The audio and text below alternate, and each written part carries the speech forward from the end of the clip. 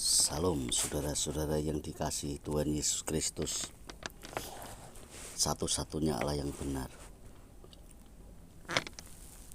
Kembali bersama dengan saya, mengajak saudara-saudara sekalian untuk belajar tentang kebenaran firman Tuhan yang ada di Alkitab ini, yang merupakan satu-satunya kitab suci. Saudara, masih tentang Injil. Bagaimana banyak orang yang katanya memberitakan Injil, entah memberitakan secara benar ataukah memberitakan secara tidak benar. Benarnya begini, mereka memberitakan Yesus Kristus secara murni, karena Injil adalah Yesus Kristus, saudara-saudara sekalian. Memberitakan secara murni firman Tuhan, dan di dalam kemurniannya itu adalah mereka tidak punya maksud tujuan yang duniawi, yaitu upah, kekayaan, apalagi uang, ya. Tetapi ada juga yang begitu, memberitakan oleh karena supaya mendapatkan uang atau mendapatkan kekayaan dari pemberitaannya itu, saudara-saudara. Tetapi di sini saya akan menjelaskan beberapa hal kenapa orang yang tidak didukung dan disokong dengan kekayaan, kesuksesan, maksudnya kesuksesan di dalam pemberitaan Injil ya, apalagi tidak dapat sokongan uang, tapi kenapa masih kuat dan eksis memberitakan Injil, memberitakan Yesus artinya. Kenapa begitu? Saya jadi teringat ada seorang teman pendeta mengajukan proposal. Proposal itu isinya sejelas minta dukungan dana untuk pengabaran Injil, kira-kira begitu. Ini teman saya. Tetapi setelah dapat dari sokongan dana dari pengusaha, sampai saat ini saya tidak mendengar lagi kabar beritanya apakah orang ini masih memberitakan Injil atau enggak. Ya, jadi cara-cara begitu masih banyak dilakukan orang juga. Jadi memberitakan Injil atau memberitakan Kristus Yesus itu semata karena hasil, saudara. Hasilnya apa? Uang, sukses membangun gereja dan sebagainya. Yaitu lumrah kalau begitu ya, karena ada dukungan. Tapi bagaimana dengan mereka yang tidak memberitakan secara murni, artinya tidak menginginkan segala sesuatu dari setiap apa yang dikerjakan itu, ya. Nah, ini salah satu yang menjadi motivasi saya dan banyak orang lainnya yang memberitakan Injil tanpa ada embel-embel tertentu. Murni Injil yang diberitakan, murni supaya orang selamat. Nah, ini kita baca 1 Tesalonika 1 ayat 5. Sebab Injil yang kami beritakan bukan disampaikan kepada kamu dengan kata-kata saja, ya, tetapi juga dengan kekuatan oleh Roh Kudus dan dengan suatu kepastian yang kokoh. Memang kamu tahu Bagaimana kami bekerja di antara kamu oleh karena kamu. Ini orang-orang yang tidak mencari keuntungan dari setiap pemberitaan ini. Yang pertama, kenapa masih kuat terus memberitakan Injil? Padahal tidak ada yang mendukung dengan dana loh. Padahal tidak ada yang menyokongnya. Dari mana? Dari kelompok mana? Dari kelompok mana? Duit dari mana? Tidak perlu mereka berpikir begitu. Ya. Kenapa mereka kuat? Nah, ini salah. Karena Injil yang disampaikan tidak hanya dengan kata-kata saja, tetapi juga dengan kekuatan oleh Roh Kudus. Jadi, bagi pemberita Injil yang murni, konsekuen, dan tidak punya maksud tertentu untuk meraih keuntungan dari pemberitaan itu, kekuatan yang dari Roh Kudus, saudara-saudara. Roh Kudus siapa sih?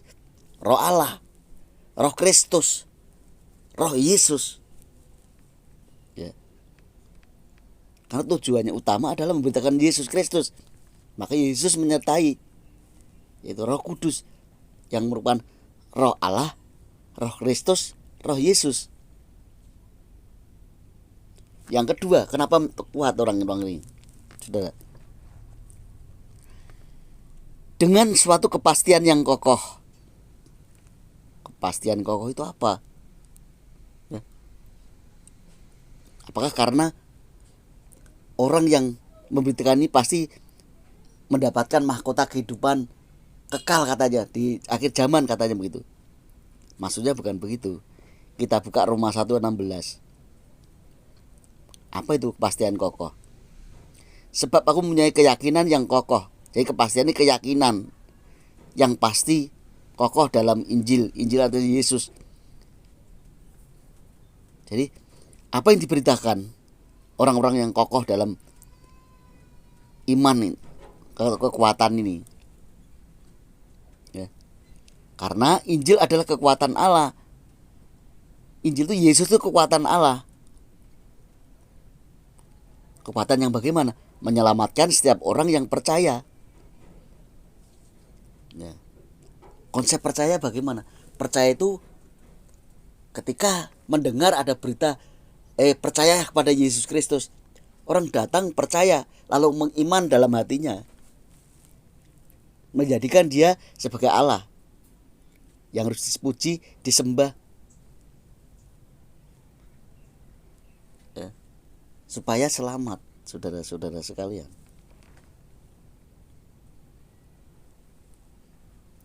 Ya, kepastiannya yang adalah yang kokoh itu adalah Injil. Injil itu Yesus Kristus. Kenapa? Kenapa dengan Yesus Kristus? Karena Yesus Kristus adalah kekuatan Allah yang menyelamatkan setiap orang yang percaya. Jadi Injil itu artinya Yesus Kristus. Bagi setiap orang yang percaya kepada Dia, kepada Yesus Kristus, akan selamat. Ini kata firman Tuhan, saudara-saudara. Seperti video saya sebelumnya di Roma 10, ya, Roma 10 ayat 9 sampai 13.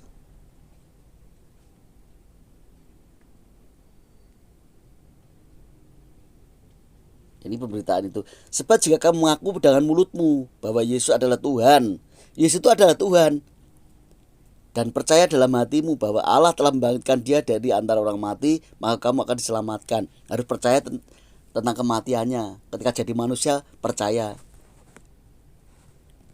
Karena kematiannya untuk keselamatan. Ya. Kemudian ayat 13. Sebab barang siapa saja yang berseru kepada nama Tuhan akan selamatkan. Nama Tuhan siapa? Yesus Kristus. Yang diselamatkan itu yang berseru kepada Yesus Kristus atau Injil itu, saudara-saudara. Ya. Jadi kenapa orang-orang masih bertahan memberitakan Injil? Karena ada kepastian. Yesus Kristus ada kekuatan yang Allah yang menyelamatkan setiap orang percaya. Jadi tidak hanya kita yang memberitakan kebenaran Injil itu yang diselamatkan, tapi supaya orang lain juga diselamatkan oleh karena mereka percaya kepada Yesus Kristus. Jadi tujuan yang utama kami memberitakan firman Allah atau Injil atau Yesus itu, kami tidak mengharap dapat perpuluhan kayak banyakkan orang, banyakkan pendeta kan begitu. Semangat sekali tapi untuk menjaring pengikutnya atau jaringannya, karena gereja kan kayak seperti jaringan. Sinode 1 nanti gabung sana-sana jadi banyak. Gabungannya itu juga bayar perpuluhan. Ya. Kalau mereka kuat ya itu sudah logis karena ada dukungan finansial. Tetapi bagaimana dengan orang yang memberitakan tanpa ada itu? Nyatanya sampai sekarang juga banyak sekali. Ya. Mungkin ada kata wah paling banyak orang mendapatkan jiwa-jiwa itu kalau KKR dan sebagainya. Ya kita tidak perlu mencari orang sebanyak-banyaknya tapi nggak ngerti, tapi sedikit yang paham dengan hal ini. Yaitu supaya orang percaya kepada Yesus Kristus dan selamatkan, maksudnya begitu. 2 Timotius 1 ayat 8. Jadi janganlah malu bersaksi tentang Tuhan kita dan janganlah malu karena aku. Jadi jangan malu bersaksi tentang Tuhan kita. Bersaksi tentang Tuhan kita itu apa sih? Memberitakan Yesus Kristus. Jangan malu. Hanya kalau ada yang mengaku Kristen kok tidak mau mengakui Yesus Kristus itu Allah yang harus disembah selama-lamanya. Wah, belajar dari mana mereka? Jangan malu menyaksikan tentang Tuhan. Artinya jangan malu menceritakan tentang Tuhan Yesus Kristus. Melainkan itulah menderita bagi Injilnya oleh kekuatan Allah. Ikut menderita bagi Yesus oleh kekuatan Allah. Memberita bagi pemberitaan Yesus. Ya. Injilnya artinya Yesus kekuatan Allah, maksudnya begitu. Jadi yang diberitakan siapa? Injil. Kenapa orang kuat? Oleh karena tidak hanya menyampaikan lewat mulut saja, perkataan saja, tapi kan Roh Kudus ada dalam dirinya. Kenapa? Karena apa? Karena sang pemberita ini punya keyakinan kokoh. Barang siapa orang yang percaya kepada Yesus Kristus itu selamat, diselamatkan. Ya. Pasti itu. Jadi saudara-saudara sekalian, mari kita menyaksikan tentang Injil itu, yaitu Yesus Kristus. Barang siapa percaya kepada Yesus Kristus akan selamat.